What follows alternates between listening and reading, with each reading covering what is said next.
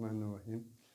اللہم صلی علی محمد وعلی السلام علیکم سامعین ہمارے سلسلہ 10 کتاب فقہ الاحوال باب طہارت میں سے درس نمبر 47 ہے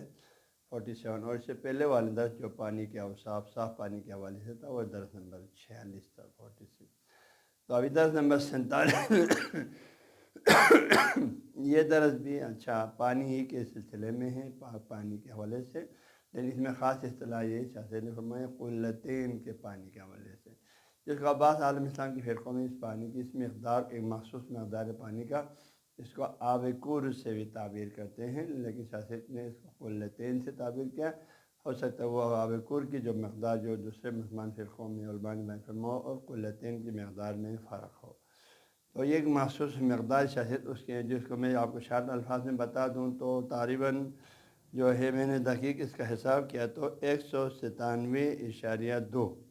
ہاں جی 197.2 کلو بنتا ہے، یعنی 198 نہیں بنتا، 197.2 جو ہے کلو گرام بنتا ہے۔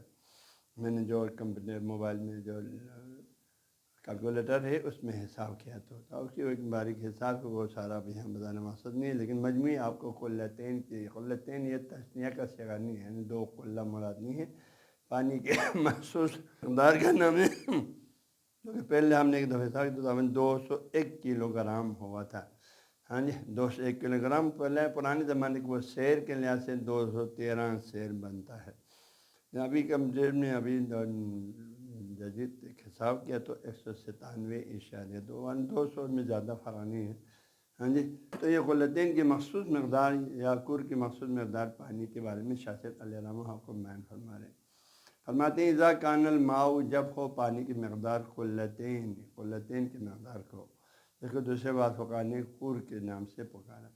کور نام رکھا ہے، اور قلتین کی مقدار شاست فرماتے ہیں آن اس قلتین سے میرا مراد جو ہے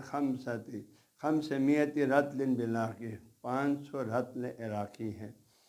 اور 100 دانیہ طالباً یا 500 یا 100 من سلطانی، یعنی ہر من سلطانی میں ہاں جی 5 رطل عراقی ہے۔ اس کو میں نے دوسرے حساب میں ڈالا ہے تو ہماری ہاں جی تو تقریباً 201 کلو بنتا ہے کلو کے لحاظ سے، اور دقیق حساب کریں تو 197.2 کلو بنتا ہے، تو تقریباً 200 کلو کے برابر قریب ہو گیا۔ اس کو آپ کسی برتن میں ڈالی پانی کو جمع کر کے تو 200 کلو کے برابر بن جائے گا یہ مقدار پانی۔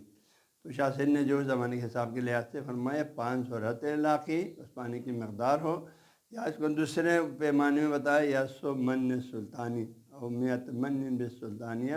تقریباً یہ من سلطانی شاید ایران میں چلنے والی کوئی پیمانہ ہے، اپنے پیمانے میں بتایا تقریباً 201 جو ہے کلو گرام بنتا ہے۔ پھر فرماتے ہیں وہ واقع یہ پانی اس مقدار کا 201 کلو کا تقریباً پانی 200 کے قریب پانی جو ہے ایک جگہ جمع ہے، ایک تالاب میں جمع ہے، ایک ظرف میں جمع ہے، آج کل ایک ٹنکی میں جمع ہے، وہ واقع اور اس پانی میں واقع ہو جائے پڑ جائے روس یعنی گوبر، روس معقول اللام کسی ایسے جانور کا گوبر جس کا گوشت کھایا جاتا ہے، یعنی وہ حلال گوشت جانور کا گوبر اس میں پڑ جائے، لیکن گوبر پڑنے سے ولم یغیر اوصاف و ثلاثہ، ہاں جی لیکن اس پانی کی جو ہے 3 صفتیں ہیں، پانی کا اوصاف ثلاثہ 3 اوصاف یعنی رنگ بو مزہ، اس میں کوئی تبدیلی نہیں لایا، ولم یغیر اس گوبر کی وجہ سے کم مقدار میں تھا یقیناً، تو تغیر نہیں دیا پانی کے 3 اوصاف، ولا یوجد غیر اور اس پانی کے علاوہ جس میں یہ تھوڑا سا گوبر پڑا ہے اور اس گوبر کے بارے پانی کا رنگ بو مزہ چینج نہیں ہوا ہے، لا یوجد نہیں پایا جا غیر اس پانی کے علاوہ آپ کو دوسرا تازہ پانی بھی نہیں مل رہا، تو پھر اس پانی سے یا جو طہارت بھی ہے تو اس جائز سے اس پانی سے جس میں تھوڑا سا گوبر تو گرا ہے لیکن اس کے اوصاف صلی اللہ رام و مزہ وغیرہ میں تبدیلی نہیں آیا ہے، اس سے طہارت جائز، آپ اس سے چیزوں کو پاک کر سکتے ہیں، اردو غسل کر سکتے ہیں۔ لیکن اس سے قلتین کی مقدار کی پانی میں وہ ان وقافی اگر اس پانی میں واقع ہو جائیں غیر طاہرین کوئی ناپاک چیز جیسے خون پڑ گیا مثلا، ہاں جی سوال ارواس حلال گوشت جانور کے گوبر کے علاوہ کوئی اور ناپاک چیز اس میں گر گیا تو پھر اس میں پڑ گیا، اب استنجا یا اس قلتین کی مقدار کی پانی میں کسی نے استنجا کیا، اب استنجا فی احدن کسی نے، تو ایسی صورت میں پھر تو لم یجوز طہارت، پھر تو جائز نے طہارت کرنا وضو غسل کرنا بھی اس پانی سے، پھر اس صورت میں تو لیان ہو، کیونکہ اس صورت میں تغیرہ، اب اس پانی کے رنگ چینج ہو جائے اور لم یہ تغیر یا چینج نہ ہو جائے، کیونکہ اس میں کوئی نجس چیز پڑا ہے کہنا نجیسن، تو یہ پانی ناپاک شمار ہوگا۔ یہ پانی اب طہارت کے لیے کسی بھی چیز کو پاک کرنے کے لیے آپ استعمال نہیں کر سکتا، یہ پانی اب نجیس ہو گیا۔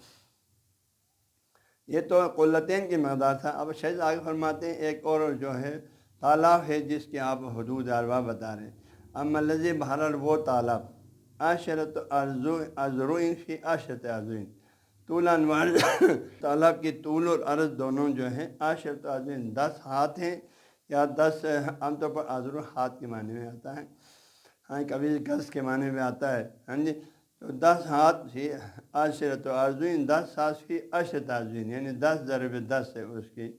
ہاں جی، طول بھی 10 ہے، عرض بھی 10 ہے، طول انوار زمین، اس تالاب کی طول بھی لمبائی بھی 10 ہاتھ ہے، چوڑائی بھی 10 ہاتھ ہے۔ وہ واقعی گہرائی کے بارے میں متا یقیناً گہرائی یقیناً زیادہ ہے نسبتاً۔ وہ واقع اب اس پانی میں واقع ہو جائے غیر طاہرین کوئی ناپاک چیز، اس کے ایک کونے پہ ناپاک چیز کوئی گر گیا، مثلا کوئی چوہا مر کے وہاں گر گیا مثلا، یا کوئی بھی ناپاک چیز وہاں گر گیا، تو پھر فرماتے ہیں اب یہ پانی پاک ہو نہ، جو اس پانی کے بارے میں فرماتے ہیں بھابی تحریک ہے، آپ کے حرکت دینے سے، طرف طاہر جو پاک جانب ہے، ہاں چونکہ اس ایک کونے پہ گرا ہے مثلا، تو اس کی مشرق سائڈ پہ گرا ہے، اس کی کنارے تو آپ مغرب سائڈ سے اس کو حرکت دے دیں۔ ابھی تحریک ہلانے سے طرف پاک جانب، جس جانب یہ ناپاک چیز نہیں گرے ادھر سے حرکت دے دیں۔ پھر حرکت دینے سے لم یتحرک، اگر نہ ہلے طرف ہو نجس، جس طرف وہ ناپاک چیز گرا وہ طرف ادھر پانی کی لہر ادھر سے یہاں تک نہ پہنچے، اور پاک جانب کی لہر ادھر تک نہ پہنچا ہے ہلانے سے،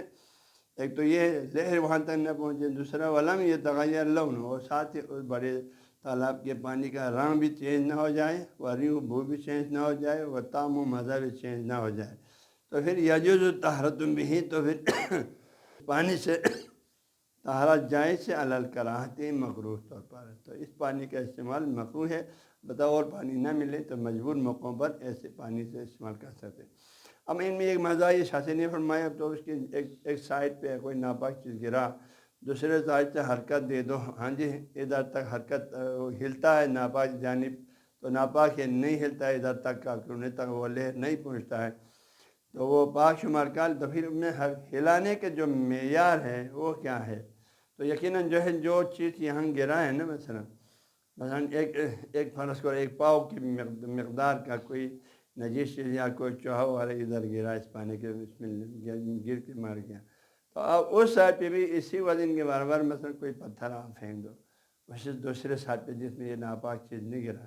پھر اس کی لہر دیکھو، اس کی لہر یہاں تک پہنچتا ہے تو پھر یہ ناپاک ہو گیا۔ دوسری سائڈ پہ اگر لہر نہیں بیچ تک، لہر تالاب کے بیچ، کیونکہ پانی اگر زیادہ گہرا ہے تو بیچ تک پہنچے گا، پانی کم ہے تو آخر تک پہنچے گا،